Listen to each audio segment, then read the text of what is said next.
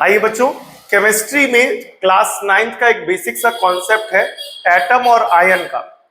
इस वीडियो में हम लोग क्लास 10th की वो जो केमिस्ट्री है उस केमिस्ट्री का जो बेसिक कॉन्सेप्ट है एटम का और आयन का, उसे हम लोग बहुत अच्छे से समझेंगे और ये हायर क्लासेस में काफी मदद करता है काफी सारे क्वेश्चंस को समझने में। ठीक है, तो इसमें हम समझेंगे एटम आयन कब बनता है। ध्यान से देखिएगा, जैसे आप सभी को पता है एटम के बारे में, तो जो हमारा बेटा एक एटम होता है वो इलेक्ट्रिकली न्यूट्रल होता है। जो हमारा एटम होता है वो इलेक्ट्रिकली न्यूट्रल होता है। अब होता क्या, ध्यान से देखिएगा, जब एक एटम इलेक्ट्रॉन को लेता है यानी गेन करता है, इलेक्ट्रॉन को क्या कर रहा है, यहां पर गेन कर रहा है। तो जब एक एटम इलेक्ट्रॉन को गेन करता है तो इस एटम पर इलेक्ट्रॉन को गेन करने के कारण, अब यहां इलेक्ट्रॉन पर कैसा चार्ज है, माइनस का चार्ज है।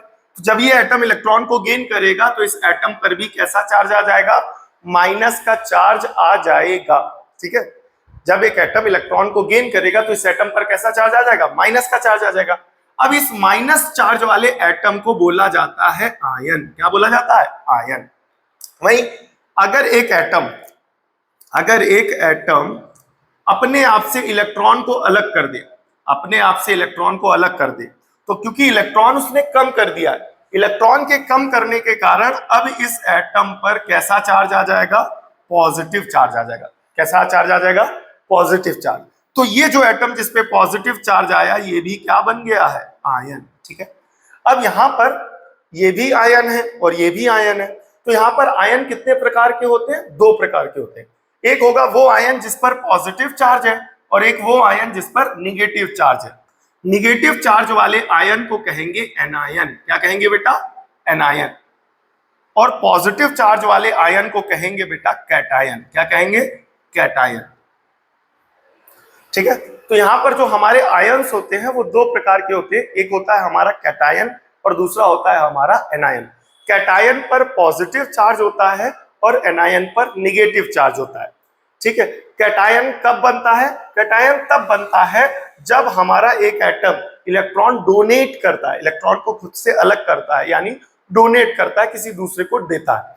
वहीं एनायन यानी निगेटिव चार्ज वाला आयन जो होता है वो कब बनता है, जब वो इलेक्ट्रॉन को गेन करता है, जब वो इलेक्ट्रॉन को क्या करता है, गेन करता है। ठीक है, अच्छा, कुछ और बेसिक कॉन्सेप्ट भी हम लोग इसी वीडियो में डिस्कस करेंगे, तो ध्यान से देखिएगा। वीडियो को बहुत ज्यादा बड़ी वीडियो नहीं है, बट यहां पर हम लोग उन बेसिक कॉन्सेप्ट्स को अच्छे से समझते हुए चलेंगे ताकि क्लास 10th और आगे की हायर क्लासेस में केमिस्ट्री की जो अंडरस्टैंडिंग है किसी भी टॉपिक की वो हमारी और अच्छी हो जाए, या वो टॉपिक जहां पर ये सारे कॉन्सेप्ट्स लगते हैं, ठीक है, उनकी अंडरस्टैंडिंग हमारी बहुत अच्छी हो जाए। यहाँ पर ध्यान से देखिएगा, बहुत ज्यादा कंफ्यूजन होता है बच्चों को S माइनस माइनस में, SO3 माइनस माइनस में और SO4 माइनस माइनस में।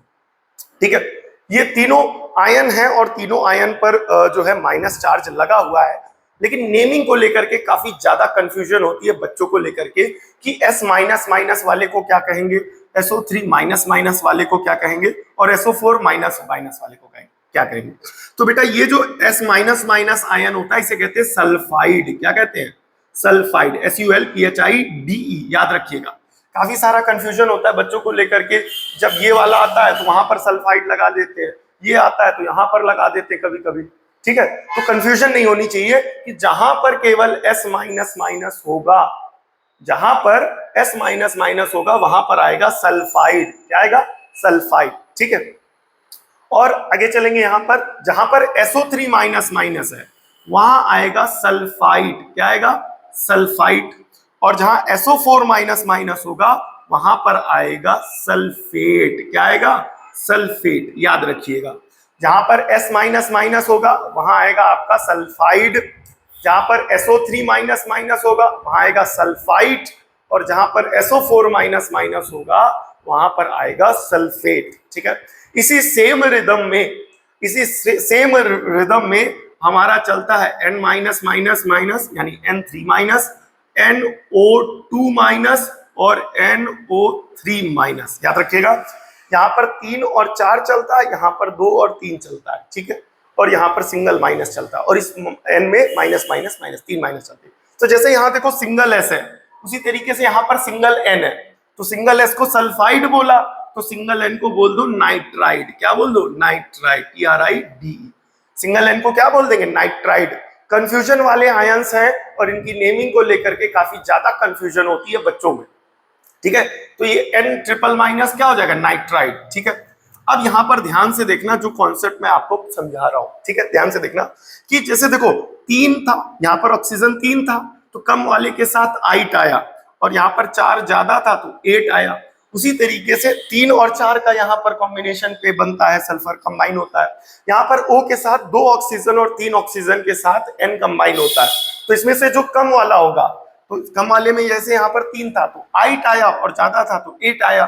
जैसे यहाँ कम वाले में ये है तो इसमें आएगा बेटा आपका नाइट्राइट। क्या आएगा? Nitrite, TRITE, NITRIT।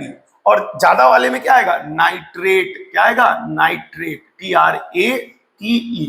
तो आई होप आपको अच्छे से समझ में आया होगा कि कब नाइट्राइट आएगा, कब नाइट्रेट आएगा, और कब नाइट्राइड आएगा, कब सल्फेट आएगा, कब सल्फाइट आएगा, और कब सल्फेट आएगा, ठीक है।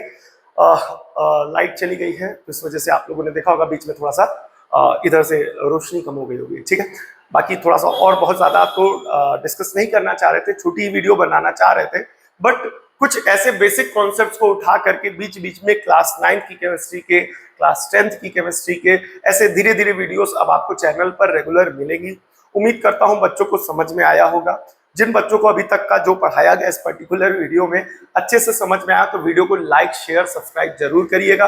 अपने सहेलियों और दोस्तों को जरूर वीडियो के लिंक को या इस वीडियो को जरूर शेयर करिएगा ताकि उनकी भी मदद हो सके और आने वाले बोर्ड एग्जामिनेशन की तैयारी वो बहुत अच्छे से कर सके, ठीक है।